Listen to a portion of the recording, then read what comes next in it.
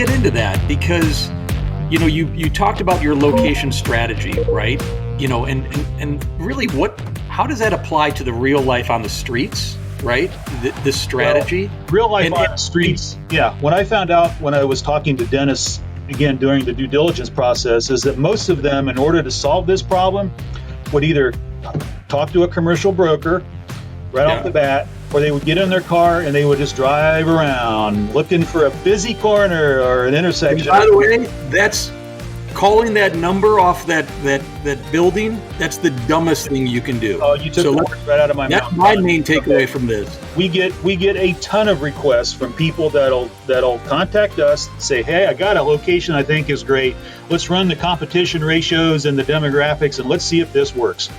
Well, I'm here to tell you that it works about 5% of the time. Wait, let me make sure I'm understanding that. So I know that there's a lot of great real estate folks out there, probably a lot of, average real, just like anything else. There's a lot of average brokers, but the ones that are dental specific, they kind of pride themselves on doing a pseudo demographic themselves. I guess my question is, I would have to think that someone lives and breathes this stuff like you do. I would have to think that you got a little bit more than they do. So am I onto something there?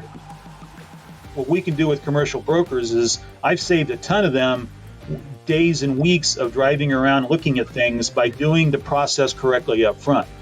And I can go through that process later on when you want me to, but there's a process we go through that finds the right pockets to focus on up front rather than just driving around and looking at buildings and then looking at demographics, because if you start with demographics, you're making a massive mistake. You've got to start before that.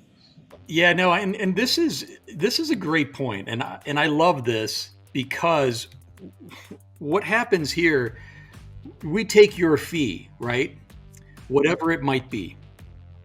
And you work alongside a real estate, broker that we're going to say we want it to be dental specific because we want this to be a process of predictability, right? So we take your process and we overlay that with a dental specific broker along with the vision statement, right? Follow me. Yep. Suddenly we amortize this over a 10-year lease. I mean, we're talking pennies for what the return on this investment of working with David James and his demographic studies and his location strategy. This is like buying new Bic pens every month. Like this needs to be done because it's so important. Mike, I'm going to give you the floor because you want to talk so badly. I can't even believe it. To me, oh my gosh. To me, have some more coffee, Mike. It's not even, I need some. To me, it's not even a question about the cost of your service, David. Let's get off that. I'm over it. I'm over it already because it's so cheap compared to the rest of this whole game. The fact that you're on the program, we already believe in it. The cost is irrelevant. It's the cheapest insurance. The question really, though, is the raw data and how the broker use that raw data to find that perfect spot. So it's expensive if the score or the data isn't good. It's a waste, right? So then the question is, how do you help these brokers and doctors pinpoint the corner or the zip code or whatever? Like, get into some of that because that's what matters. What we do is I call them pockets, okay? And one of the reasons that differentiates us from everybody else is because of the technology we use. We use what's called census block group technology to find these pockets. So what we're doing is within each of those little tiny census block groups, we're running a search on all 800 of them, looking at both a small radius and a larger drive time to look at every one of those tiny little points to see if there's a pocket where it would make sense to put a practice there. Okay. Got it. And it's unbelievably precise. Okay. don't. I could go on for 10 minutes about why not to use zip codes, but we don't have time for that. Okay. Okay. Well, I can tell you they're totally irrelevant, and we can leave it at that. But because, well, I can't just leave it at that because, if you look at a zip He code, can't help himself. I can't help myself. They're so big and they're so irregularly shaped that unless you're almost in the exact center of a zip code that happens to be within like a 10, 12-minute drive time on the boundaries, every other point is irrelevant because we're the only people that can actually break it down to that level of granularity and to come up with like the top 10 or the top 20 areas, because what we do not only is look at, okay, where are the pockets where there's a ton of people but not very many dentists, because they do exist. I guarantee you, for example, the ratio for a general dentist is 2,000 to 1. That's kind of a generally accepted term. Everybody's heard it. Yeah. We're going into major suburban cities and finding ratios of 3, 4, 5,000 to 1 every day that nobody believed existed. Okay. I got a question about ratios. Finding pockets. I got a question about ratios because ratios are so important to me when I'm looking at this stuff. So the ratio. Actually, let's ask David. Like, what are without going into any detail, what are like the top 5 things you look for? And ratios better be one of them, of course. When you're picking the real score. You know what I mean? What's that? What are those 5 things? Well, to me, the ratio is first, okay? And what I was going to finish up my last sentence is when we do that looking for pockets, I'm kind of like a politician. I'm going to steer you back to what I want to answer, not what you're asking. Right? Oh, yeah, we're not going to let you do that, my friend.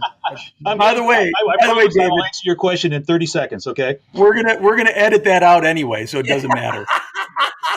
Most of this entire podcast is just me. Yeah, just so everyone I noticed knows that from episode 0, John.